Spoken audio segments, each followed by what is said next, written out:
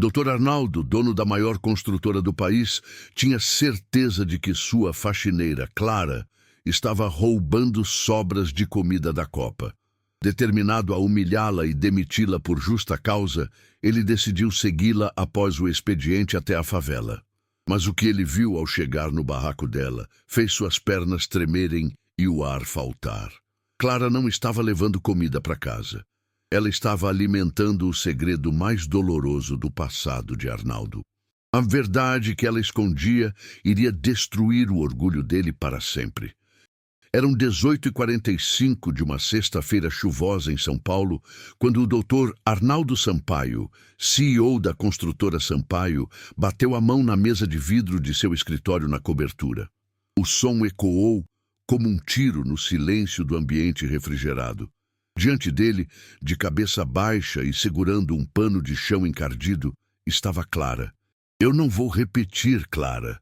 A voz de Arnaldo era fria, cortante, daquele tipo que acostumou a demitir centenas de pessoas sem piscar. "Onde está a caneta de ouro que eu deixei aqui? Aquela caneta vale mais do que a sua vida inteira de salários." Clara apertou o pano com força, os nós dos dedos ficando brancos. Suas roupas eram um uniforme azul desbotado, 2 tamanhos maior que seu corpo magro. Ela cheirava da água sanitária e cansaço.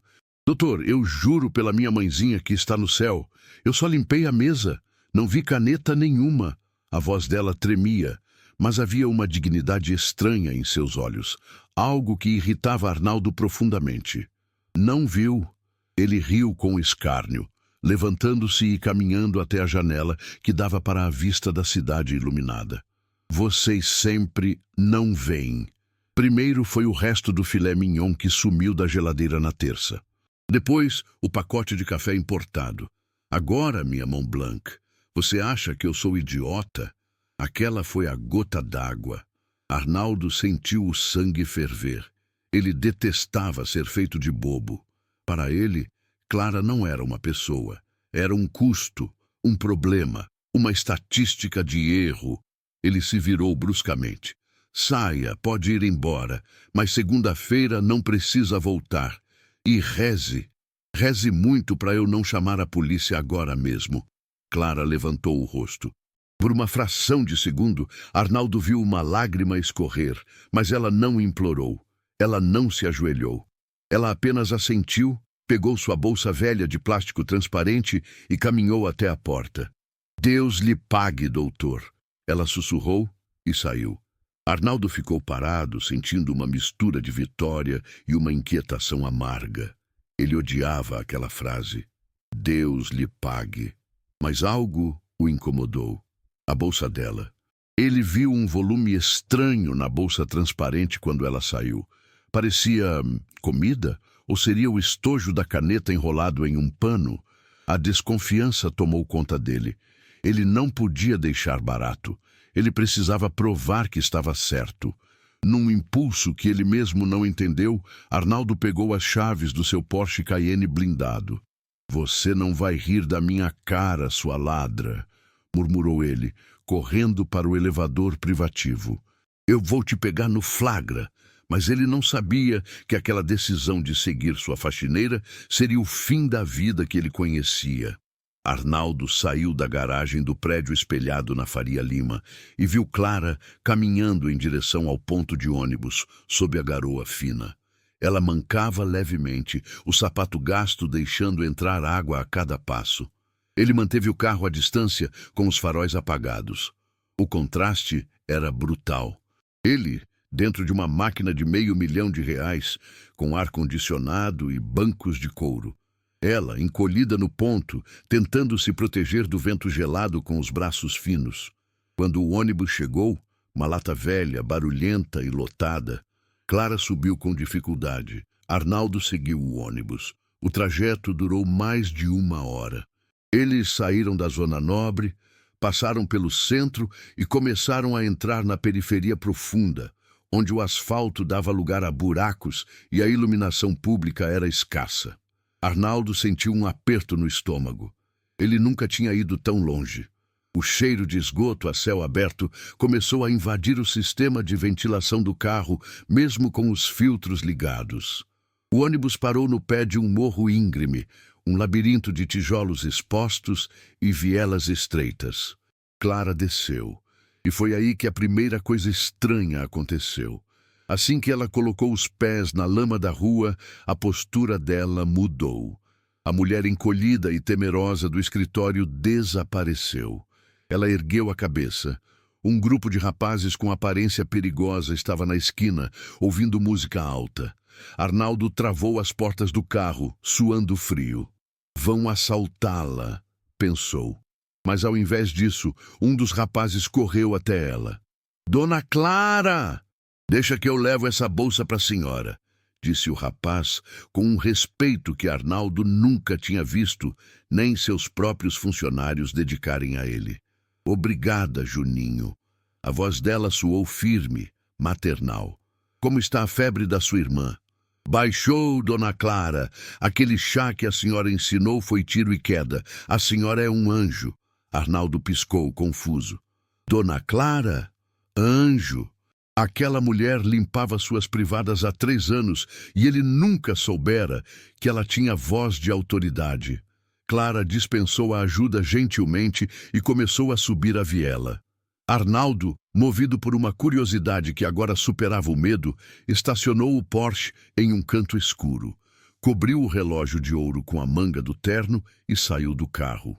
O cheiro da rua era uma mistura de terra molhada e lixo queimado. Ele a seguiu, mantendo distância, esgueirando-se pelas sombras. Seus sapatos italianos de couro escorregavam na lama. O que eu estou fazendo aqui? Ele se perguntava. Mas a imagem dela entregando algo para um cachorro de rua o fez parar. Clara abriu a bolsa. A mesma bolsa que Arnaldo achava que continha sua caneta roubada. Ela tirou um pedaço de carne. Era o resto do almoço dele. Ela não tinha roubado para comer. Ela tinha guardado as sobras que ele jogaria no lixo para alimentar um animal sarnento que ganhia de dor na calçada. Arnaldo sentiu uma pontada de vergonha, mas logo a sufocou. É disfarce, pensou. Ela deve estar levando a caneta para algum receptador lá em cima. A subida parecia interminável. Clara parava a cada poucos metros, não por cansaço, mas porque as pessoas a paravam. Uma senhora idosa beijou a mão dela. Uma criança correu para abraçar suas pernas. Arnaldo observava tudo, escondido atrás de postes e muros descascados. A incredulidade crescia dentro dele. Como é possível? Sussurrou ele para si mesmo. No escritório, ela é um fantasma. Aqui, ela parece uma rainha. Finalmente, ela chegou ao topo do morro. Lá, isolado das outras casas, havia um barraco de madeira e telhas de zinco, mas estranhamente bem cuidado. Havia flores plantadas em latas de tinta velhas na entrada. Clara parou na porta, respirou fundo, como se estivesse se preparando para uma batalha, e entrou. Arnaldo esperou 1 minuto. O silêncio lá em cima era absoluto, quebrado apenas pelo vento batendo nas telhas soltas. Ele se aproximou na ponta dos pés. Havia uma fresta na janela de madeira, coberta por um plástico rasgado. Ele encostou o olho ali. O que ele viu lá dentro fez seu coração parar por 1 segundo. O interior do barraco não parecia uma casa pobre. Era extremamente limpo, quase estéril. As paredes forradas com lençóis brancos impecáveis. E no centro do cômodo único, havia uma cama hospitalar improvisada. Deitado na cama estava um menino. Devia ter uns 7 anos. Ele era pálido, magro demais, com tubos improvisados conectados ao nariz. Ao lado da cama, uma máquina velha apitava ritmicamente. Bip, bip, bip. Arnaldo prendeu a respiração. Clara não estava vendendo a caneta. Ela estava tirando o uniforme de faxineira. Por baixo, ela vestia uma camiseta branca limpa. Ela foi até uma pia improvisada, lavou as mãos e os braços com uma técnica cirúrgica, esfregando até os cotovelos rigorosamente. Quem é essa mulher? Arnaldo pensou, a mente girando. O menino na cama tossiu, um som seco e doloroso. Clara correu até ele, mas não com desespero, com precisão. Mamãe chegou, Gabriel, disse ela, a voz doce, mas firme. Vamos ver esse pulmão. Ela pegou um estetoscópio. Não era um brinquedo. Era um Littmann Cardiology, um estetoscópio de ponta, caríssimo. O contraste daquele instrumento médico de elite nas mãos da faxineira dentro de um barraco de favela fez o cérebro de Arnaldo dar um nó. Ela auscultou o peito do menino, franziu a testa e olhou para o monitor improvisado. A saturação caiu. Ela murmurou para si mesma, usando termos técnicos. Preciso drenar. Agora. Arnaldo viu Clara se mover rápido. Ela pegou uma seringa e uma agulha de calibre grosso. O menino começou a chorar baixinho. Vai doer só um pouquinho, meu amor. Confia na mamãe. Lembra do nosso acordo? Você é meu herói. E heróis aguentam tudo. Arnaldo queria gritar. Ela vai matar a criança, pensou. Ela é louca! Ele colocou a mão na maçaneta da porta pronto para invadir e impedir aquela loucura. Ele ia salvar o menino daquela faxineira psicótica. Mas então algo o deteve. A mão de Clara, a forma como ela segurava a agulha. Não tremia, nem um milímetro. Havia uma competência assustadora ali. Arnaldo já tinha visto muitos médicos caros tratando sua própria esposa antes dela falecer de câncer. E nenhum deles tinha aquela firmeza. Ele soltou a maçaneta e voltou a olhar pela fresta. Clara inseriu a agulha no tórax do menino com uma precisão absoluta. O menino gemeu, mas logo depois suspirou aliviado. O líquido começou a sair na seringa. A respiração dele, antes chiada e difícil, começou a ficar tranquila. Arnaldo estava paralisado. Ele encostou a testa na madeira fria da parede do barraco. O suor escorria por suas costas. Aquilo era um procedimento de emergência complexo, uma toracocentese. Como uma faxineira sabia fazer aquilo? Como ela tinha coragem de fazer aquilo num barraco? Foi quando o menino, já respirando melhor, abriu os olhos e olhou para Clara. Mãe! A voz dele era fraca. Você trouxe o remédio? Aquele que o homem rico faz? Clara acariciou o rosto do filho, e a tristeza que cruzou o rosto dela foi tão profunda que Arnaldo sentiu como se tivesse levado um soco no estômago. Ainda não, meu amor. Custa muito caro, mas a mamãe está juntando. Falta pouco, eu prometo. O menino sorriu, um sorriso fraco. Tudo bem, eu espero. Eu sei que você consegue. Você é a melhor médica do mundo.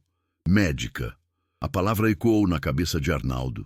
Ele recuou um passo, atordoado. Ele pisou em um galho seco que estalou alto no silêncio da noite. Crac! Lá dentro, Clara congelou.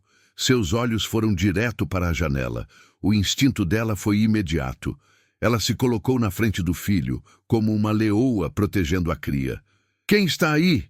Ela gritou, a voz carregada de pânico e ferocidade. Arnaldo sabia que tinha sido descoberto. Não havia como fugir.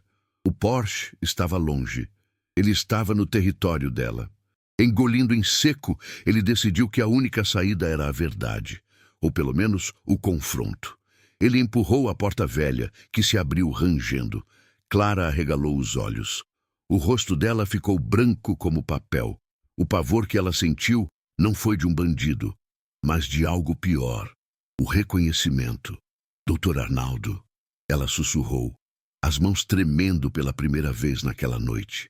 Arnaldo entrou no barraco, seu terno de $3.000, parecendo ridículo naquele ambiente. Ele olhou para o menino, depois para os equipamentos médicos improvisados e, finalmente, para Clara. Mas antes que ele pudesse acusá-la de qualquer coisa, seus olhos caíram sobre a mesa de cabeceira ao lado da cama do menino. Havia um livro ali, um livro grosso, de capa de couro azul, muito antigo e desgastado. Arnaldo sentiu o chão sumir sob seus pés. O mundo girou. Ele conhecia aquele livro. Era o diário de pesquisas do seu pai, o Dr. Sampaio Sênior, o caderno que continha as fórmulas experimentais que a família Sampaio jurava que tinham sido roubadas e destruídas anos atrás. O segredo da fortuna farmacêutica da família dele. Onde? A voz de Arnaldo falhou rouca. Onde você conseguiu isso? Clara não recuou. Ela olhou nos olhos dele e, pela primeira vez, Arnaldo viu o fogo que existia dentro daquela mulher. Eu não roubei, Arnaldo, disse ela, chamando-o pelo nome, sem o doutor. Seu pai me deu, antes de vocês o internarem no asilo.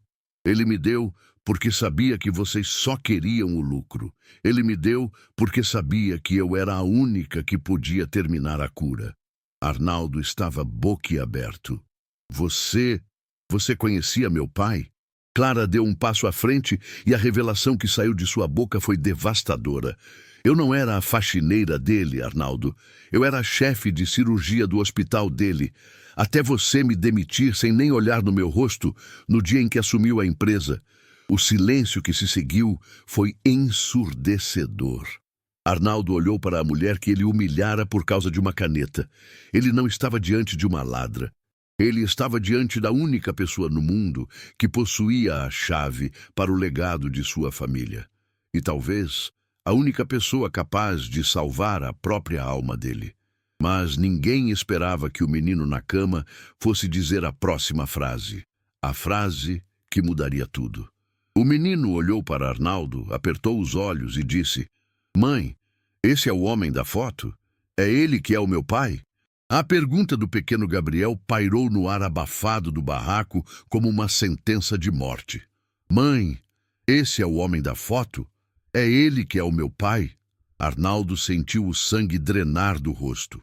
Ele olhou para o menino, os olhos fundos, a pele pálida, mas com um formato de queixo que era perturbadoramente familiar. Depois, olhou para Clara. A faxineira que ele humilhara horas atrás, agora o encarava com uma mistura de fúria contida e terror maternal. Gabriel, meu amor. Clara correu para a cabeceira, ignorando Arnaldo completamente, ajustando o tubo de oxigênio com mãos trêmulas. Você está delirando pela febre. Descanse, não gaste energia. Mas ele parece... O menino murmurou, antes que a exaustão o vencesse e seus olhos se fechassem novamente. O silêncio voltou, mas agora estava carregado de pólvora. Arnaldo deu um passo à frente, a sola do sapato italiano estalando no assoalho de madeira podre. O que ele quis dizer com isso? Arnaldo sussurrou a voz rouca. Clara, olhe para mim. Quem é o pai desse menino? E que história é essa de você ser cirurgiã? Clara se virou lentamente. A postura submissa da faxineira tinha desaparecido completamente. Ali estava uma mulher encurralada, mas perigosa. Saia da minha casa, Arnaldo. Agora. A voz dela era gelo puro. Você já tirou meu emprego, minha carreira e minha dignidade. Não vou deixar você tirar meu filho. Eu não vou a lugar nenhum até entender como a mulher que limpa meu escritório tem o diário secreto do meu pai e um filho que acha que eu sou o pai dele. Arnaldo gritou, perdendo a compostura. Foi nesse momento que a primeira reviravolta programada aconteceu. Clara não recuou. Ela caminhou até uma prateleira feita de caixotes de feira, onde havia uma pilha de livros de medicina antigos e uma caixa de sapatos velha. Ela abriu a caixa e tirou um crachá plastificado, amarelado pelo tempo, e o jogou no peito de Arnaldo. Ele pegou o objeto no ar. A foto era de uma Clara mais jovem, com cabelos presos, jaleco branco e um sorriso confiante. Abaixo do nome Doutora Clara Mendes, lia-se, chefe de neurocirurgia pediátrica, Hospital Sampaio. Arnaldo leu aquilo e sentiu uma tontura. Isso é impossível. O Hospital Sampaio é nosso. Eu conheço todos os chefes de departamento. Você conhece os chefes que puxam o seu saco, Arnaldo? Disparou ela, com um sorriso amargo. Você não conhece quem realmente salvava vidas. Eu chefiei o departamento por 5 anos. Eu era a protegida do seu pai. Estávamos desenvolvendo o protocolo Lázaro juntos, até o dia em que ele adoeceu e você assumiu a presidência interina. Arnaldo tentou puxar pela memória.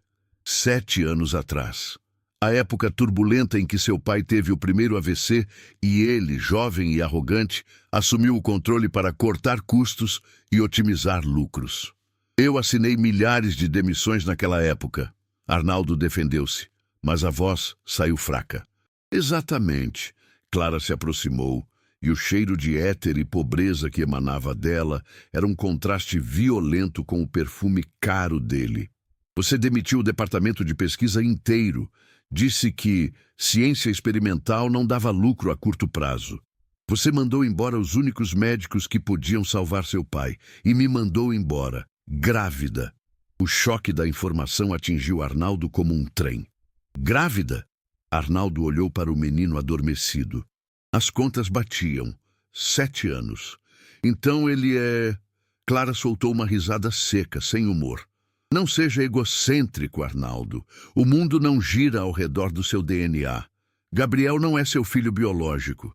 O pai dele era um residente que morreu num acidente de moto 2 meses antes de você me demitir. Mas Gabriel acha que você é o pai dele porque... Ela hesitou, e a vulnerabilidade voltou aos seus olhos por um instante.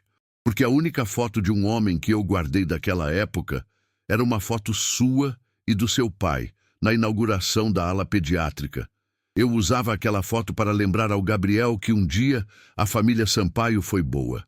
Que o avô dele, de consideração, seu pai, era um herói. Arnaldo sentiu as pernas cederem. Ele se apoiou em uma cadeira de plástico. A verdade era pior do que ele imaginava. O menino não era seu filho, mas admirava a família Sampaio como se fosse. E ele, Arnaldo, tinha condenado aquela criança e sua mãe à miséria. Por que você não me processou? Arnaldo perguntou, genuinamente confuso. Por que virou faxineira na minha empresa? Porque ninguém contrata uma médica que foi acusada de roubo de propriedade intelectual, Arnaldo. Clara respondeu, voltando a verificar o soro do filho. Quando você me demitiu, seu vice-presidente, o Dr. Guedes, garantiu que meu nome fosse para a lista negra. Ele disse que eu tinha roubado o diário do seu pai. Eu não consegui emprego nem como enfermeira. Guedes? Arnaldo franziu a testa. Guedes era seu braço direito, o padrinho de seu casamento. O Guedes disse que você era instável, que tinha surtado. O Guedes queria o diário, Clara disse, apontando para o livro azul na cabeceira. Porque o que tem aí dentro vale bilhões. É a cura para a doença de Falcone. A doença que matou sua mãe e a doença que o Gabriel tem. Arnaldo olhou para o livro. A doença de Falcone. Uma condição genética rara, degenerativa e fatal. Sua mãe morrera gritando de dor. Ele gastara milhões tentando achar a cura, sem sucesso. Você está me dizendo... Arnaldo começou, sentindo o suor frio nas costas, que a cura estava na mão da minha faxineira esse tempo todo. Não a cura completa, corrigiu Clara. A base. Seu pai e eu estávamos perto, mas precisávamos de equipamentos. Centrífugas de alta precisão, reagentes importados, coisas que eu não tenho numa favela. Ela olhou em volta, para o barraco humilde. Eu mantive o Gabriel vivo por 3 anos, roubando soro fisiológico e cateteres do lixo hospitalar e usando sobras de remédios. Eu virei faxineira na sua empresa para estar perto, na esperança de um dia conseguir entrar no laboratório principal e usar as máquinas à noite. Mas você me pegou hoje. A culpa esmagou Arnaldo. Ele lembrou da cena no escritório, ele gritando por causa de uma caneta. Enquanto ela planejava salvar a vida do filho com uma tecnologia que a própria família dele tinha descartado. O protocolo Lázaro. Arnaldo murmurou, lembrando de ter visto esse nome em relatórios antigos que ele nem leu. Funciona? Clara foi até o menino e acariciou a testa suada dele. Funciona. Mas o tempo dele acabou, Arnaldo. O pulmão dele colapsou hoje. Aquela drenagem que você viu foi paliativa. Se ele não receber a dose da enzima sintetizada nas próximas 24 horas, ele morre. O bip da máquina cardíaca acelerou de repente. Bip, bip, bip, bip. O menino, Gabriel, arquejou na cama, as costas se curvando em um espasmo de dor. Gabriel! Clara gritou, perdendo a postura profissional. Não, não, não, fica comigo. O que está acontecendo? Arnaldo perguntou paralisado. Choque anafilático reverso. O corpo dele está rejeitando o soro caseiro. Clara olhou para Arnaldo e pela primeira vez havia súplica em seus olhos. Eu preciso de epinefrina pura e do estabilizador que está no cofre do seu escritório. Agora! Arnaldo não pensou. O instinto de CEO de resolver problemas assumiu o controle, misturado a um desespero humano que ele não sentia há anos. Vamos para o hospital, o sírio-libanês. Eu pago tudo. Não dá tempo, gritou Clara, massageando o peito do menino. Ele não aguenta o transporte. O trânsito está parado e a descida do morro vai matá-lo. Eu preciso trazer o equipamento aqui, ou levar ele de helicóptero. Helicóptero. Arnaldo olhou para o relógio. Seu helicóptero particular estava no hangar, a 15 minutos de voo dali. Mas onde pousar na favela? O campo de futebol, disse Arnaldo, sacando o celular de última geração. Tem um campo de terra lá embaixo, não tem? Tem, mas é controlado pelo tráfico, disse Clara, chorando, enquanto aplicava oxigênio manual no filho. Eles não vão deixar um helicóptero descer. Arnaldo olhou para o menino morrendo. O menino que achava que ele era um herói. O menino cuja mãe ele humilhara. Deixa comigo, disse Arnaldo, com uma frieza que surpreendeu a si mesmo. Ele discou um número. Não era a polícia. Não era o hospital. Ele ligou para o chefe da segurança da sua construtora, um ex-comandante do BOP que resolvia os problemas difíceis da empresa em áreas de risco. Macedo? Arnaldo falou, a voz firme. Acorde o piloto. Quero o Águia 1 no ar em 5 minutos. Destino. Comunidade Paraisópolis. Campo de futebol da Grota. Doutor Arnaldo. A voz do outro lado estava confusa. Senhor, isso é zona de guerra à noite. O seguro não cobre. Dane-se o seguro, rugiu Arnaldo. E Macedo, traga a caixa preta do Laboratório 4, a caixa refrigerada com a amostra Z90, e traga armamento pesado. Se alguém tentar impedir o pouso, vocês têm autorização para abrir caminho. Ele desligou e olhou para Clara. Mantenha ele vivo por 20 minutos, doutora Clara. A cavalaria está chegando. Clara olhou para ele atordoada.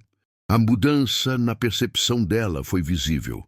O monstro capitalista estava, pela primeira vez, usando seu poder para algo além do lucro. Mas a tensão estava longe de acabar. De repente, batidas violentas ecoaram na porta frágil do barraco. Não eram batidas de visita, eram chutes. Dona Clara, abre essa porta! Uma voz grossa gritou lá fora. O chefe quer saber que carro de playboy é aquele lá embaixo. Disseram que viram um almofadinha subir aqui. Se for polícia, a senhora vai pagar o pato. Arnaldo congelou. Ele tinha esquecido o Porsche. Clara olhou para a porta, depois para o filho morrendo e depois para Arnaldo. Se eles entrarem e te virem, vão sequestrar você, sussurrou ela. E se descobrirem quem você é, vão nos matar para não deixar testemunha. Arnaldo olhou ao redor. Não havia saída. Apenas a janela dos fundos que dava para um barranco íngreme e escuro. Esconda-se embaixo da cama, ordenou Clara, empurrando-o. Eu cuido deles. Você está louca? Eles estão armados, protestou Arnaldo. E eu sou uma mãe com um filho morrendo, Arnaldo.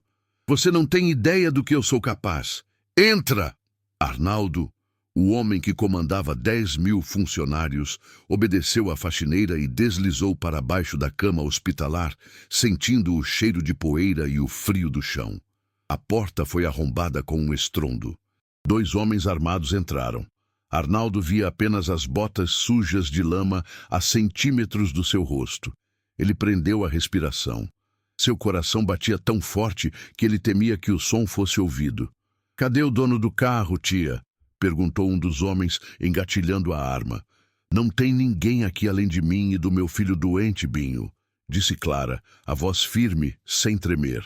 O carro deve ser de algum cliente de drogas de vocês que se perdeu. Vocês estão assustando o Gabriel. Saiam! A gente viu um homem subir, Clara. Não mente pra gente. O patrão não gosta de mentira. Vamos revistar tudo. Uma bota se aproximou da cama. Arnaldo fechou os olhos. Era o fim. Ele ia morrer debaixo de uma cama em uma favela, vestindo um terno Armani. Mas então, o celular de Arnaldo, que ele tinha esquecido de silenciar no bolso, vibrou. E não foi uma vibração comum. Foi o toque personalizado que ele usava apenas para uma pessoa, Dr. Guedes, seu sócio. O som agudo ecoou no silêncio tenso do quarto. Trim! Trim! O bandido chutou a cama para o lado. Achamos o rato! Arnaldo foi puxado pelos pés e arrastado para o meio do quarto. Os homens apontaram as armas para a cabeça dele. Clara gritou e se jogou na frente. Não! Ele é médico! Ele veio salvar o menino! Mentiu ela desesperada. O bandido líder riu, olhando para o terno de Arnaldo. Médico com relógio de ouro e sapato de couro de jacaré? Conta outra, tia. Esse aqui é peixe grande. O chefe vai adorar o resgate. Mas antes que pudessem levá-lo, Arnaldo olhou para o celular caído no chão. A chamada de Guedes ainda piscava, e uma mensagem de texto apareceu na tela bloqueada, visível para todos. O rastreador do seu carro diz que você está no Morro da Grota. Já mandei limparem a área. Não deixe a Clara falar. Recupere o diário. Guedes. Arnaldo leu a mensagem e o sangue gelou. Guedes sabia. Guedes estava rastreando. E limpar a área, na linguagem corporativa de Guedes, significava algo muito sinistro. Mas ali, na favela, poderia significar algo literal. Arnaldo olhou para os bandidos. Escutem, ele disse, levantando as mãos devagar. Vocês acham que eu sou o problema. Mas o homem que mandou essa mensagem, ele está vindo para cá. E ele não vem para negociar, ele vem para queimar tudo, inclusive vocês. O som de hélices começou a ser ouvido ao longe. O Águia 1 estava chegando. Mas Arnaldo não sabia se quem estava dentro era sua equipe de resgate ou a equipe de limpeza de Guedes. A guerra estava prestes a começar no meio do barraco, e a vida de Gabriel pendia por um fio no meio do fogo cruzado. O som das hélices cortando o ar noturno começou como um zumbido distante, semelhante a um enxame de abelhas furiosas, mas rapidamente se transformou em um rugido ensurdecedor que fazia as telhas de zinco do barraco vibrarem. Vup, vup, vup, vup. Dentro do quarto apertado, o tempo parecia ter se fragmentado. Arnaldo estava de joelhos com as mãos para o alto, encarando o cano da pistola do traficante Binho. Clara estava curvada sobre Gabriel, protegendo o corpo do filho com o seu próprio. E a mensagem de Guedes brilhava na tela do celular caído no chão. Uma luz azul tóxica na escuridão. Já mandei limparem a área. Que barulho é esse? Gritou Binho, olhando para o teto nervoso. A vibração derrubou um pote de vidro com algodão da prateleira que se espatifou no chão. É o meu resgate, disse Arnaldo, a voz trêmula, mas carregada de uma urgência desesperada. E se você não nos deixar sair agora, aquele helicóptero vai transformar este barraco em cinzas. Mas se você nos deixar levar o menino, eu garanto que ninguém aqui vai se machucar. Binho olhou para Clara. Ele viu o terror nos olhos da mulher que curou a infecção da perna dele quando nenhum hospital quis atendê-lo. Ele viu a criança morrendo na cama. A senhora confia nesse playboy, dona Clara? Perguntou o bandido, a arma ainda apontada, mas o dedo fora do gatilho. Clara olhou para Arnaldo. Por um segundo, o mundo parou. Foi nesse instante, naquele cruzamento de olhares, que a primeira onda de flashbacks emocionais atingiu Arnaldo com a força de um maremoto. O rosto de Clara, iluminado pela luz fraca da lâmpada pendurada, se fundiu com a imagem dela 7 anos atrás. 7 anos antes, Hospital Sampaio. O cheiro era de antisséptico e flores murchas. Arnaldo estava no corredor da UTI, jovem, imaturo, recém-empossado na presidência após o derrame do pai. Ele segurava uma prancheta com números vermelhos. Arnaldo, você não pode fazer isso! A voz era de Clara. Ela estava grávida de 5 meses, a barriga marcando o jaleco branco. Seus olhos brilhavam de determinação. O protocolo Lázaro está na fase 3. Se cortarmos o financiamento agora, todo o progresso se perde. Seu pai dedicou a vida a isso. Ao lado de Arnaldo estava Guedes, o tio Guedes, como Arnaldo o chamava desde criança. Guedes colocou a mão no ombro de Arnaldo, um toque pesado, paternalista. Arnaldo, meu rapaz, ela está emocionada. Guedes sussurrou com aquela voz de cobra mansa. Mas olhe os números. Esse departamento é um buraco negro. Seu pai estava senil quando autorizou isso. A doutora Clara está usando o dinheiro da empresa para pesquisas pessoais. Dizem até que ela está desviando reagentes. Arnaldo olhou para Clara. Ele não viu a médica brilhante. Ele viu apenas um obstáculo. Ele viu alguém que desafiava sua autoridade recém-adquirida. Você está demitida, Clara, disse o jovem Arnaldo, frio, arrogante. E se tentar levar qualquer anotação daqui, eu chamo a segurança. Ele se lembrava vividamente da expressão dela. Não foi raiva, foi decepção. Uma decepção tão profunda que doeu mais que um tapa. Ela não disse nada. Apenas tirou o crachá e o colocou na mesa. O mesmo crachá que ela jogara no peito dele no barraco. Você vai se arrepender, Arnaldo, disse Guedes, sorrindo para ela enquanto ela saía. Mas não se preocupe, a empresa está segura agora. Arnaldo não sabia naquele momento que estava assinando a sentença de morte de centenas de crianças. E possivelmente a do seu próprio pai, que morreria meses depois sem o tratamento que Clara estava desenvolvendo. O estrondo do helicóptero trouxe Arnaldo de volta à realidade brutal. A poeira caía do teto. Eu confio nele, Binho, disse Clara, a voz firme cortando o caos. Não porque ele é bom, mas porque ele está com medo. E o medo faz os homens agirem. Deixa a gente ir. Binho hesitou, mas então o rádio no cinto dele chiou. Atenção, contenção! Tem caveirão subindo o morro. É operação grande. Estão vindo para matar. Arnaldo entendeu na hora. O caveirão não era a polícia comum. Eram os mercenários de Guedes disfarçados ou policiais comprados para limpar a área e recuperar o diário. Eles não vêm prender ninguém, Binho, gritou Arnaldo levantando-se. Eles vêm apagar testemunhas. Se ficarmos aqui, morremos todos. O helicóptero é a única saída. Binho tomou uma decisão rápida. Ele guardou a arma. Eu ajudo a levar o moleque. Mas se for armadilha, eu te levo pro inferno junto, playboy. Arnaldo não respondeu. Ele correu para a cama. Gabriel estava azulando. Ele parou de respirar, gritou Clara. Arnaldo, pega o ambu. Arnaldo, o homem que nunca sujara as mãos, pegou o ressuscitador manual. Clara começou a massagem cardíaca no peito frágil do filho. 1, 2, 3, vai! Comandava ela. Arnaldo apertava o balão de ar.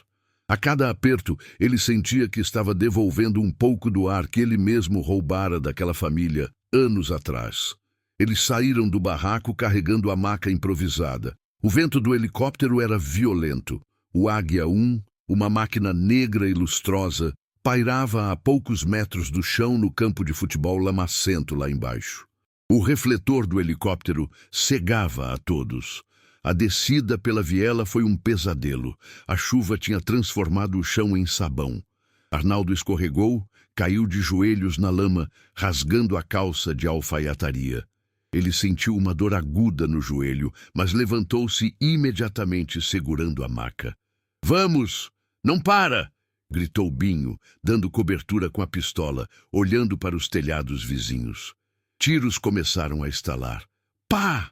Pá! Não vinham do helicóptero. Vinham da entrada da favela. Os homens de Guedes tinham chegado. Estão atirando para matar! Berrou Binho, disparando de volta contra as sombras. Eles chegaram ao campo de futebol. O helicóptero tocou o solo, levantando uma tempestade de lama. A porta lateral se abriu e Macedo, o chefe de segurança, saltou, armado com um fuzil, mas vestido com colete tático civil. Doutor Arnaldo, entrem! Agora! Gritou Macedo, puxando a maca. Clara subiu primeiro, puxando a maca com Gabriel. Arnaldo ia subir atrás, mas parou. Binho estava no meio do campo, trocando tiros com 3 homens que desciam a ladeira correndo. Arnaldo olhou para o traficante, um garoto de, no máximo, 20 anos, defendendo a médica da favela.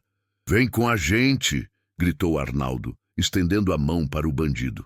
Eles vão te matar. Binho olhou para trás. Ele sorriu, um sorriso que faltava um dente. Alguém tem que segurar eles, doutor. Cuida da dona Clara, ela é a única coisa que presta nesse lugar. Uma bala atingiu o ombro de Binho, girando-o. Ele caiu, mas continuou atirando. Macedo puxou Arnaldo para dentro da cabine com força bruta. Vai, vai, vai! Ordenou Macedo ao piloto. O helicóptero subiu bruscamente, o estômago de Arnaldo indo parar na garganta. Ele olhou pela janela. Lá embaixo, no campo escuro, os flashes dos disparos continuavam, até que um silêncio visual tomou conta.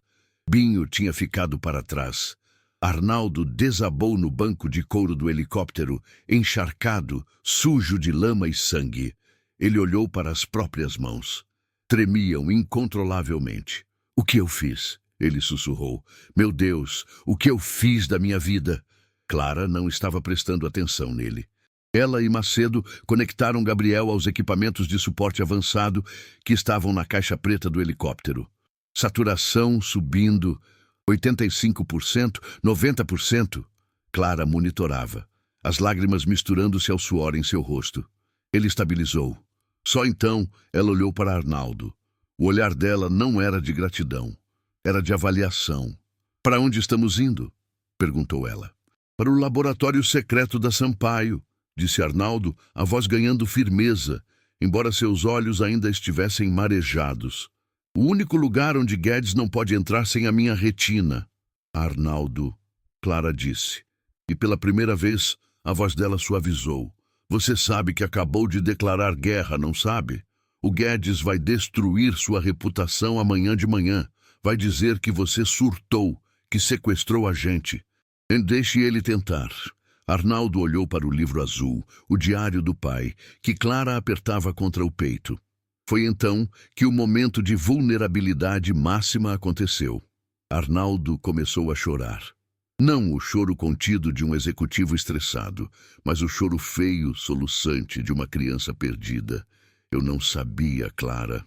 Ele soluçou, cobrindo o rosto com as mãos sujas. Eu juro que não sabia que ele ia morrer. Guedes disse que a pesquisa era inútil. Eu só queria que meu pai tivesse orgulho de mim. Eu queria ser um bom empresário. E eu matei ele. Eu matei meu pai. O som do choro dele competia com o motor da aeronave. Macedo, o segurança durão, desviou o olhar, constrangido. Mas Clara fez algo inesperado. Ela soltou o diário. Ela se soltou do cinto de segurança, atravessou a pequena cabine e segurou o rosto de Arnaldo com as 2 mãos. Mãos de médica. Mãos de faxineira. Mãos de mãe. Olhe para mim, Arnaldo, ordenou ela. Ele olhou. Você foi um idiota. Você foi arrogante, cego e cruel. Ela não aliviou. Mas você está aqui agora. Você sujou seu terno de $3.000 na lama para salvar meu filho. O Arnaldo que me demitiu morreu naquela favela hoje à noite. Ela limpou uma mancha de sangue da bochecha dele com o polegar. O seu pai escreveu sobre você no diário, sabia? Arnaldo parou de chorar instantaneamente. O quê? Nas últimas páginas, quando ele já não conseguia falar direito. Clara citou de memória, os olhos fixos nos dele. Meu filho tem um coração de ouro coberto por uma armadura de chumbo. Tenho medo de que o peso da armadura esmague o coração antes que ele aprenda a usá-lo. Mas se um dia ele acordar, ele será maior do que eu jamais fui. Arnaldo sentiu o peito arder. Ele escreveu isso? Escreveu. Clara se afastou e voltou para o lado do filho. E parece que, finalmente, a armadura rachou. Agora enxugue essas lágrimas. Temos trabalho a fazer. O Guedes não vai parar. E nós precisamos sintetizar essa enzima antes que o sol nasça. Arnaldo respirou fundo. O ar-condicionado do helicóptero secava o suor frio. Ele olhou para a cidade iluminada lá embaixo. Seus prédios, suas construções. Tudo parecia pequeno agora. Ele olhou para Gabriel dormindo sedado, vivo por um milagre e pela competência daquela mulher. Arnaldo tirou o paletó rasgado e o jogou no chão. Desabotoou os punhos da camisa, arregaçou as mangas até os cotovelos. "Macedo", chamou Arnaldo. "Sim, chefe. Ligue para o chefe de TI. Quero que ele derrube os servidores de e-mail do Guedes. Bloqueie as contas dele. E avise a imprensa." "Avisar o quê, senhor?" Arnaldo olhou para Clara e um entendimento silencioso passou entre eles. Uma aliança forjada no fogo. "Convoque uma coletiva de imprensa para as 8 horas da manhã na frente do laboratório. Diga que o CEO da construtora Sampaio vai revelar o maior escândalo da história da indústria farmacêutica. E diga que ele não estará sozinho." Ele olhou para Clara. "A doutora Clara Mendes, a nova presidente do Instituto Sampaio, estará ao meu lado." Clara sorriu. Um sorriso cansado, mas genuíno. "Presidente, eu só quero meu emprego de volta, Arnaldo." "Você nunca mais vai limpar um chão na vida, Clara", prometeu ele. "A menos que seja o chão com a cara do Guedes." O helicóptero inclinou-se para a esquerda, iniciando a descida em direção ao complexo industrial da Sampaio. Mas enquanto desciam, Arnaldo notou algo estranho na paisagem lá embaixo. Luzes. Muitas luzes piscando ao redor do laboratório.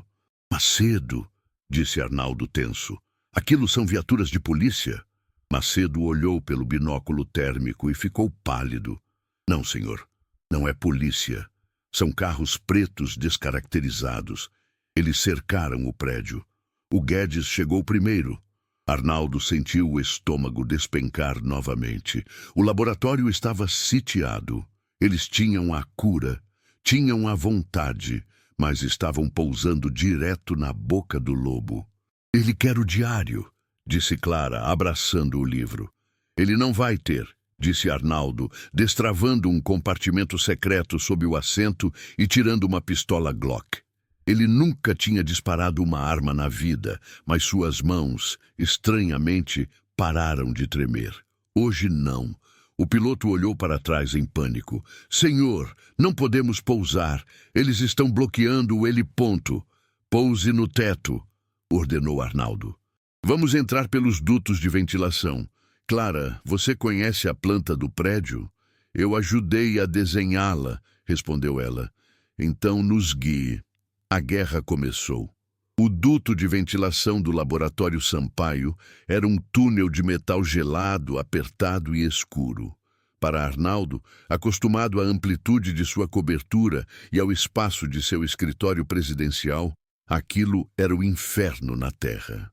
Ele rastejava com dificuldade, os cotovelos esfolados batendo contra as junções de aço, o suor pingando no terno rasgado, que horas antes custava mais que um carro popular.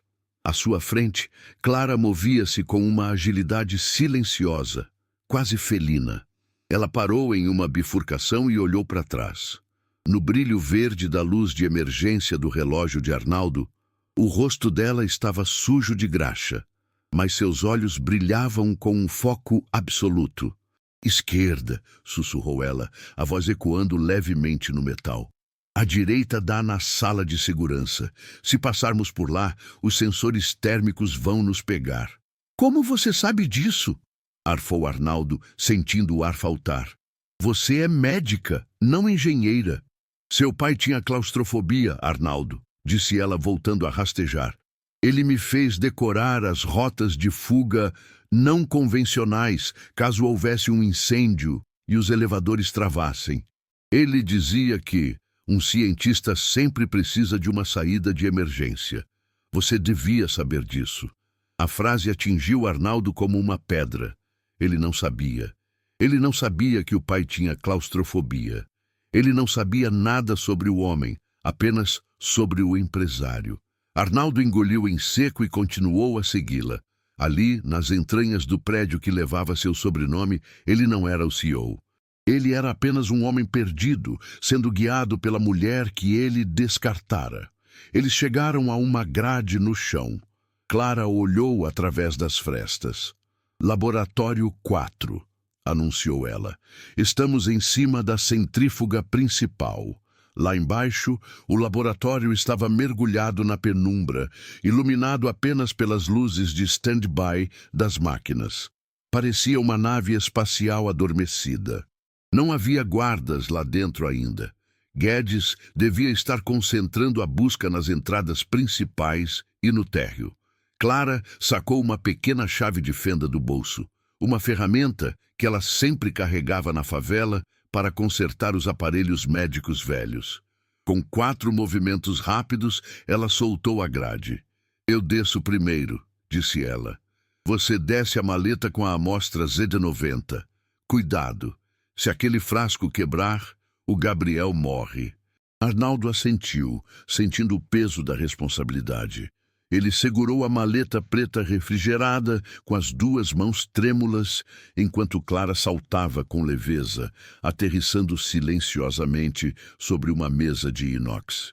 Ele desceu em seguida, aterrissando de forma desajeitada, quase derrubando um microscópio. Cuidado! Sibilou Clara, segurando o braço dele. O toque dela foi elétrico. Não havia submissão. Havia autoridade. Me desculpe, murmurou Arnaldo, ajeitando a postura. O que fazemos agora? Clara foi até o painel central, um computador enorme conectado a uma parede de vidro, onde braços robóticos aguardavam comandos. Agora, Arnaldo, você vai fazer algo que nunca fez na vida. Você vai trabalhar para mim. Clara começou a digitar no teclado com uma velocidade impressionante. Códigos, fórmulas, sequências de temperatura. A tela refletia nos olhos dela, transformando a faxineira cansada em uma maestrina da ciência. O sistema está pedindo autenticação de nível 5, disse ela sem olhar para trás. Só o DNA Sampaio libera o acesso aos reagentes perigosos. Coloque sua mão no scanner. Arnaldo obedeceu. Ele colocou a mão trêmula sobre a placa de vidro. Acesso autorizado. Bem-vindo, Dr. Arnaldo Sampaio.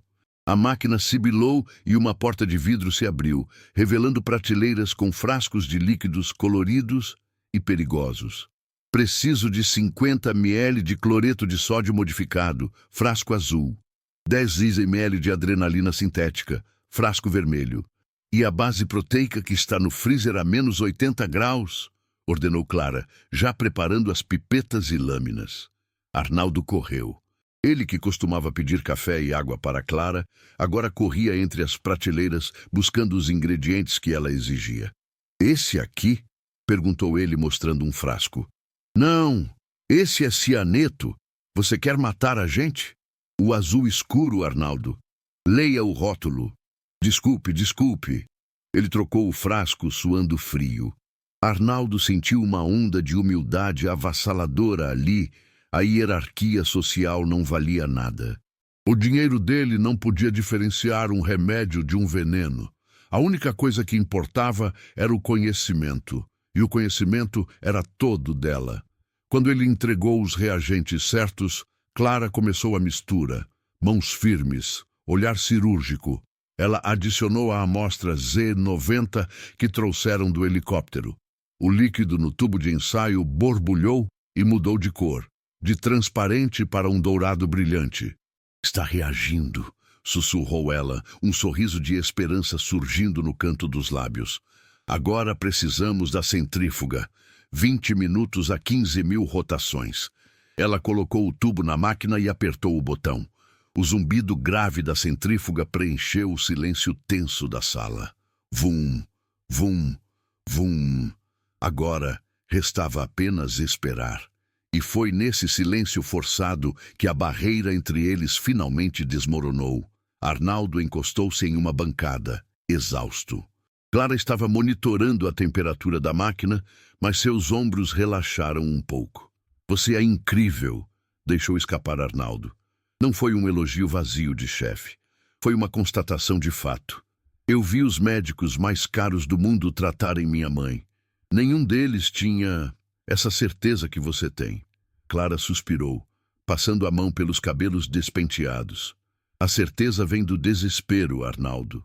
Aqueles médicos tinham carreiras a zelar. Eu tinha um filho a salvar. Quando é o seu sangue que está na mesa, você não treme, você não erra. Arnaldo olhou para as próprias mãos. Eu errei, disse ele a voz baixa. Não só com você, com a empresa. Eu transformei o sonho do meu pai em uma planilha de custos. Clara virou-se para ele. O olhar dela não tinha mais ódio, apenas uma tristeza antiga. Seu pai não construiu isso pelo dinheiro, Arnaldo.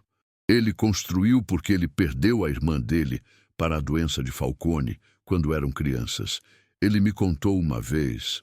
Ele disse que cada tijolo deste prédio era uma promessa de que nenhuma outra família sentiria aquela dor. Arnaldo sentiu os olhos marejarem novamente. Ele nunca soubera da tia falecida. Ele nunca me contou isso. Ele tentou, disse Clara suavemente.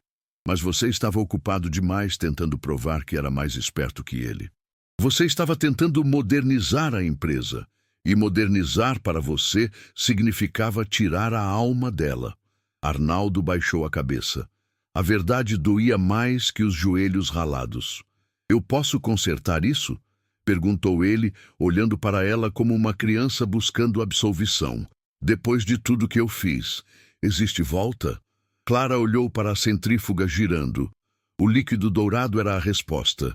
A gente não conserta o passado, Arnaldo. O vidro quebrado não volta a ser o que era.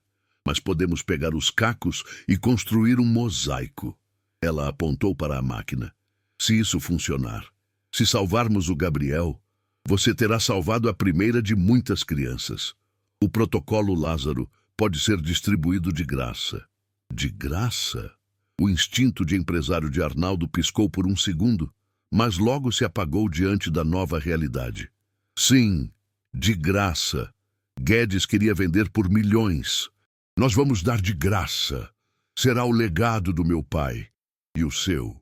Foi o momento em que o relacionamento genuíno se desenvolveu. Não eram mais inimigos. Eram cúmplices em uma missão de redenção. Mas a paz durou pouco. As luzes do laboratório piscaram e ficaram vermelhas. Uma sirene abafada tocou. Alerta de segurança, violação no setor 4. Eles nos acharam, disse Clara, correndo para o monitor de segurança. Nas câmeras, Arnaldo viu o elevador principal se abrindo no corredor. Homens de terno preto e fuzis saíam em formação tática. E no meio deles, caminhando com uma calma aterrorizante, estava Guedes. Ele não parecia um vilão de filme. Parecia um avô gentil. Cabelos brancos, óculos de aro fino. Mas Arnaldo sabia que aquele homem mandara matar Binho e tentara derrubar o helicóptero. Quanto tempo falta? Perguntou Arnaldo, olhando para a centrífuga. 8 minutos, respondeu Clara pálida. Se pararmos agora, a mistura desestabiliza e vira veneno. Eles vão arrombar a porta em 2 minutos, calculou Arnaldo. Ele olhou ao redor. Havia apenas uma entrada, a porta de vidro temperado e aço. Arnaldo correu até o painel de controle da porta. O que você vai fazer? Perguntou Clara. Vou comprar tempo, disse Arnaldo. Ele digitou um código de bloqueio manual. Travas de aço desceram com um estrondo. Isso vai segurar eles por uns 5 minutos. Mas eles vão trazer maçaricos ou explosivos. Arnaldo! Clara segurou o braço dele. Se eles entrarem antes de terminar, eles vão levar a cura e vão matar a gente. Arnaldo olhou nos olhos dela e tomou uma decisão que definiria o resto de sua vida. Clara, escute. Quando essa máquina apitar, você pega a cura, pega a maleta e corre para o duto de ventilação de novo. E você? Eu vou ficar. Não! Gritou ela. Eles vão te matar. O Guedes não pode deixar você vivo. Exatamente, disse Arnaldo com uma calma estranha. Eu sou o alvo. Enquanto eles estiverem ocupados comigo, você foge e salva o Gabriel. Eu não vou deixar você. Clara agarrou o colarinho da camisa suja dele. Nós começamos isso juntos, terminamos juntos. Você é a mãe, Clara. Arnaldo segurou os ombros dela e a sacudiu levemente. O Gabriel precisa de você. O mundo precisa da doutora Clara Mendes. Eu sou só o cara que assina os cheques. Pela primeira vez, deixe eu fazer algo útil. Do lado de fora, a primeira batida surda ecoou na porta blindada. Bam! Guedes estava lá. Arnaldo caminhou até a parede de vidro. Ele viu Guedes do outro lado.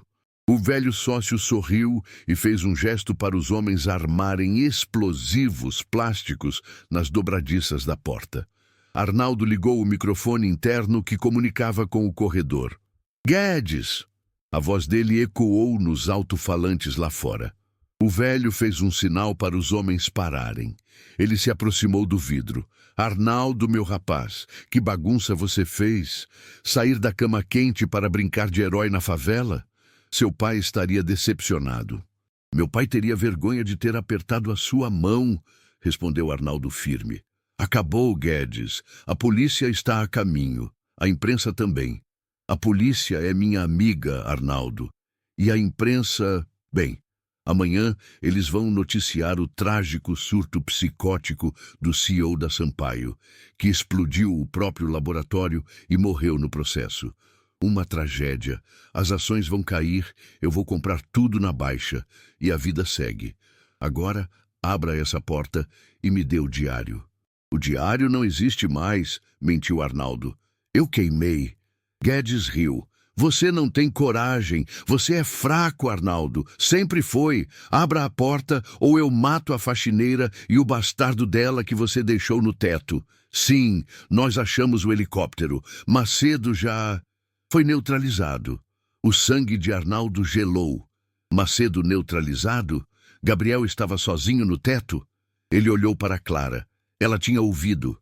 O pânico estava prestes a paralisá-la. Clara, sussurrou Arnaldo, longe do microfone.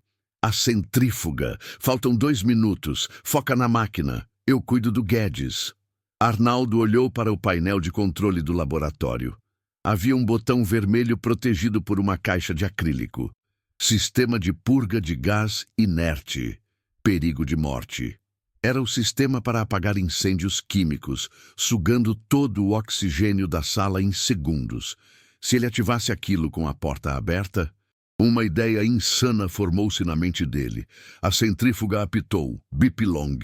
Está pronto, gritou Clara, tirando o frasco com o líquido dourado brilhante. Coloque na maleta, ordenou Arnaldo. Do lado de fora, a explosão soou. Cabum! A porta de aço e vidro estremeceu, rachou, mas não caiu. A fumaça encheu o corredor.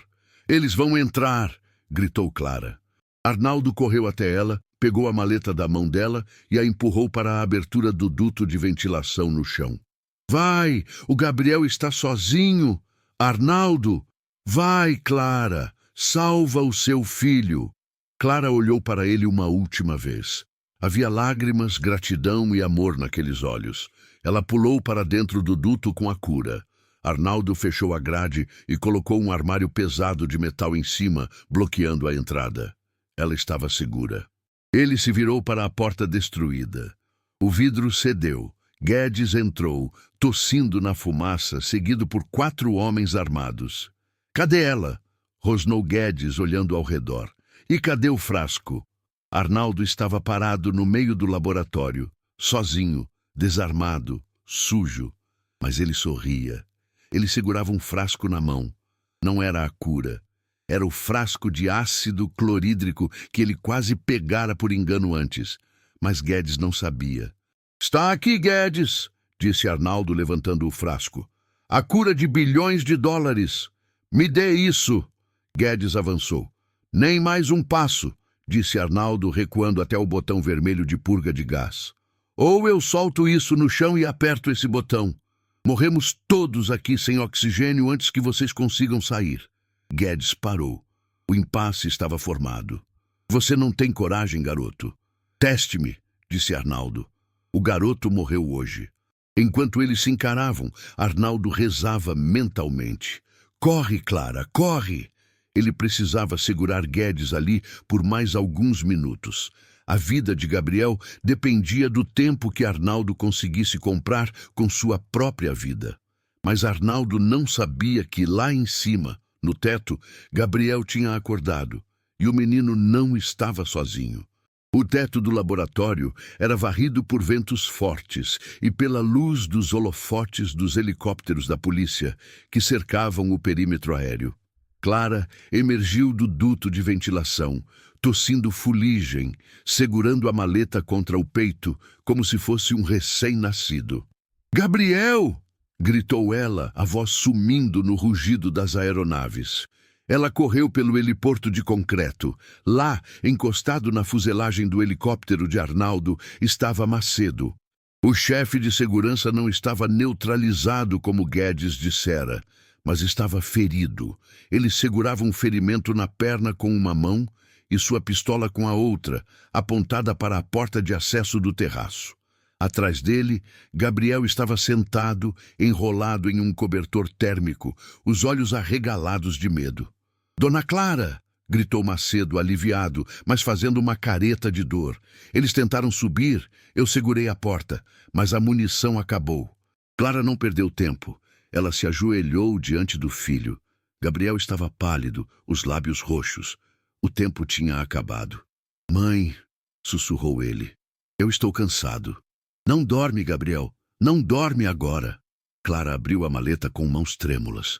O frasco com o líquido dourado brilhava sob a luz dos holofotes. O presente do vovô chegou. Ela preparou a seringa. Não havia tempo para a asepsia perfeita. Não havia tempo para orações. Havia apenas a ciência e o amor de uma mãe. Ela injetou a enzima no acesso venoso do braço fino do menino. Macedo observava, prendendo a respiração. Clara empurrou o êmbolo até o fim. 1, 2, 3 segundos de silêncio absoluto no terraço, quebrado apenas pelo vento. Gabriel arquejou. Seus olhos se arregalaram. Ele puxou o ar com força, um som profundo e limpo, sem o chiado da morte que o acompanhava há anos. A cor começou a voltar às suas bochechas quase instantaneamente. «Mãe!» A voz dele saiu clara, forte. «Não dói mais. O peito. Não dói mais.» Clara desabou em lágrimas, abraçando o filho. Era o milagre da medicina, o milagre pelo qual ela lutara, sangrara e fora humilhada. Mas a vitória ainda não estava completa. Faltava Arnaldo. No laboratório destruído lá embaixo, o impasse continuava. Guedes olhava para o botão de purga de gás que Arnaldo ameaçava apertar. «Você é patético, Arnaldo», zombou Guedes. «Acha mesmo que vai se matar para salvar uma faxineira? Abra a mão. Me dê o frasco.» Arnaldo sorriu. Um sorriso cansado, mas vitorioso. «Você não entendeu, Guedes. Eu não estou segurando você aqui para Clara fugir. Ela já fugiu. Eu estou segurando você aqui para eles chegarem.» «Eles quem?» Nesse momento, os celulares de todos os capangas de Guedes começaram a vibrar freneticamente com notificações. O próprio celular de Guedes tocou. Arnaldo apontou para uma pequena câmera de segurança no canto do teto. A luzinha vermelha estava piscando. «Estamos ao vivo, Guedes», disse Arnaldo tranquilamente, transmitindo para o canal oficial da construtora Sampaio, no YouTube, Instagram e para todos os telões da Avenida Paulista. «O sistema de emergência que você ignorou, eu ativei o modo transparência total. O Brasil inteiro acabou de ouvir você confessar que mandou matar o Macedo e tentou roubar a cura.» Guedes empalideceu. Ele sacou o celular. A live tinha 3 milhões de espectadores. Os comentários subiam tão rápido que eram ilegíveis. «Ma cadeia no Guedes. Arnaldo herói. A força da Clara. Seu desgraçado.» Guedes levantou a arma, o rosto contorcido de ódio. «Se eu vou cair, eu levo você!» Mas antes que ele pudesse apertar o gatilho, a parede de vidro do fundo do laboratório explodiu para dentro. Não foi uma bomba. Foram as janelas sendo quebradas por equipes táticas da Polícia Federal que desceram de rapel pelo prédio. «Polícia Federal, largue a arma!» As vozes ecoaram, multiplicadas. Guedes foi derrubado no chão, algemado com o rosto pressionado contra os cacos de vidro da porta que ele mandara explodir. Arnaldo soltou o botão de gás e o frasco de ácido. Ele levantou as mãos, mas os policiais não apontaram armas para ele. Um delegado se aproximou. "Doutor Arnaldo?" perguntou o policial. "O senhor está preso por invasão de propriedade, danos materiais e porte ilegal de arma." Arnaldo estendeu os pulsos sem resistir. "Valeu a pena, delegado, cada segundo." Enquanto era levado algemado para fora do prédio, sob os flashes de centenas de jornalistas que já se aglomeravam na portaria, Arnaldo olhou para cima. No terraço, ele viu a silhueta de Clara segurando Gabriel no colo. O menino estava de pé. Arnaldo sorriu. Pela primeira vez em sua vida de milionário, ele não tinha nada e, ao mesmo tempo, tinha tudo. A manhã de Natal em São Paulo estava ensolarada. Na frente do antigo prédio administrativo da construtora Sampaio, uma multidão se formava. Mas não eram acionistas, nem protestos. Eram famílias. A fachada do prédio tinha mudado. O letreiro dourado e arrogante Sampaio Corp tinha sido removido. No lugar, uma placa simples, mas imponente dizia: Instituto Gabriel Mendes. Pesquisa e tratamento gratuito. No escritório da presidência, que antes era uma fortaleza de vidro e frieza, as coisas também tinham mudado. A mesa de mogno maciço tinha desaparecido. No lugar dela, havia uma mesa redonda de reuniões, cheia de papéis, brinquedos e xícaras de café. Clara estava sentada na cabeceira. Ela não usava mais o uniforme de faxineira, nem o jaleco surrado. Ela vestia um terninho elegante, mas confortável, com um crachá que dizia DRA. Clara Mendes, diretora executiva. "Os números do primeiro trimestre são inacreditáveis, Clara", disse uma voz familiar. Arnaldo entrou na sala. Ele não usava terno Armani. Ele vestia uma camisa polo simples com a logo do instituto e calça jeans. Ele parecia 10 anos mais jovem. O peso da armadura de chumbo que o pai descrevera tinha desaparecido. "Quantas crianças atendemos?"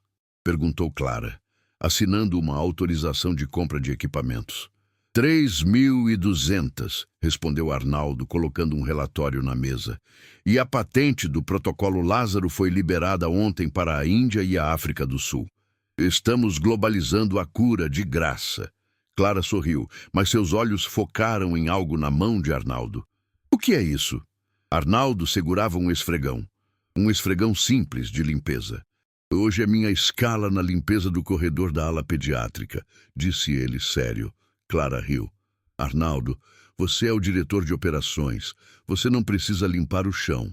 "Eu preciso", corrigiu ele. "É a minha terapia. Me lembra de onde eu vim, ou melhor, de onde eu caí para poder levantar. E o Gabriel adora ver o tio Arnaldo derrapando no sabão. Falando no diabo, a porta se abriu num estrondo. Gabriel, agora corado, bochechudo e cheio de energia, entrou correndo chutando uma bola de futebol. "Tio Arnaldo, você prometeu que ia ser o goleiro", gritou o menino. "Eu prometi depois que eu terminasse o turno, garoto", riu Arnaldo. Clara observou os dois. A dinâmica entre eles era linda. Arnaldo não tentava ser o pai substituto à força. Ele era o amigo, o mentor, o tio engraçado que ensinava sobre negócios e aprendia sobre humanidade. Mas havia algo que precisava ser dito, algo que selaria o destino deles. "Arnaldo, espere", chamou Clara. Ele parou na porta com a bola debaixo do braço. "Sim, chefe." Clara abriu a gaveta e tirou uma caixinha de veludo. Ela caminhou até ele. "No dia em que você me demitiu há 7 anos, eu jurei que nunca perdoaria você. Eu jurei que veria você na sarjeta." Arnaldo baixou a cabeça, o sorriso desaparecendo. "Eu sei, eu mereci, mas..." continuou ela, abrindo a caixa. "A vida é engraçada. A sarjeta foi onde a gente se encontrou. E foi lá que eu vi quem você realmente é." Dentro da caixa estava a caneta Montblanc de ouro. A mesma caneta que iniciara toda a confusão. A caneta que Arnaldo acusara Clara de roubar. A polícia achou no bolso do paletó do Guedes quando ele foi preso, explicou Clara. Ele roubou da sua mesa naquele dia para incriminar a equipe de limpeza e criar caos, facilitando os desvios dele. Arnaldo olhou para a caneta. O símbolo de seu antigo poder, de sua arrogância. Pode jogar fora, disse ele. Ou vender e comprar mais vacinas. Eu não quero isso. Eu não vou jogar fora, disse Clara. Ela pegou a mão de Arnaldo e colocou a caneta na palma dele. Eu quero que você use. Para quê? Para assinar a papelada de adoção, disse Clara, a voz embargada. O Gabriel quer mudar o sobrenome. Ele quer ser Gabriel Mendes Sampaio. Ele diz que quer carregar o nome do avô que criou a cura e do pai que teve coragem de salvar a vida dele. Arnaldo congelou. As lágrimas vieram rápidas, sem aviso. Clara, eu não mereço. Você não merecia quando era um milionário egoísta, disse ela, tocando o rosto dele.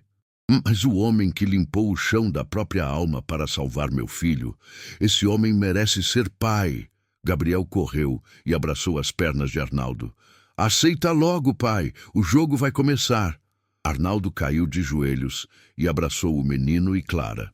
Ali, no escritório onde ele costumava demitir pessoas, ele foi contratado para o cargo mais importante da sua vida. A cena final mostra Arnaldo e Clara caminhando para fora do instituto ao entardecer. A câmera se afasta, mostrando a fachada do prédio e a cidade de São Paulo ao fundo. A narração de Arnaldo entra em off, com uma voz serena e poderosa. Eu passei a vida inteira achando que riqueza era o que eu tinha no banco. Eu achava que poder era a capacidade de dar ordens. Eu precisei perder tudo, ser humilhado, rastejar na lama e quase morrer para descobrir a verdade. A minha faxineira não limpava apenas o meu chão. Ela limpava a minha cegueira. Ela guardava no meio da pobreza a riqueza que eu joguei fora. Hoje, eu não sou mais o Dr. Arnaldo, o dono da construtora. Eu sou apenas o Arnaldo. E sou o homem mais rico do mundo. Não porque tenho dinheiro, mas porque tenho quem me espere para o jantar. A imagem escurece com uma última cena. Arnaldo pegando a caneta de ouro e assinando, não um cheque, mas a camisa de futebol de uma criança na fila do hospital.